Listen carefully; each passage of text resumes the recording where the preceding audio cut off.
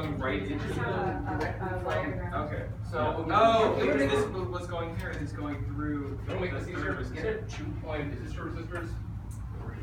Get a 2.2K resistor. That'll make this slightly easier. Okay. Oh, so it doesn't have to be exactly. You can use a 2.2 and then it'll be off by 10%, which is fine. Okay. Are you doing the inverting now? Yeah. Oh, okay.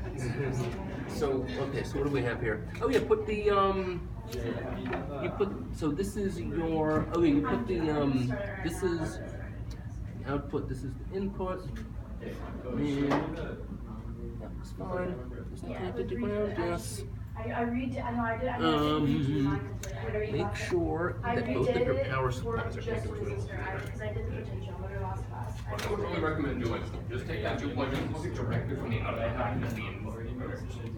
Yeah. Yeah, the inverting input. Yes. What we should do is we should check and see if the power supply is connected.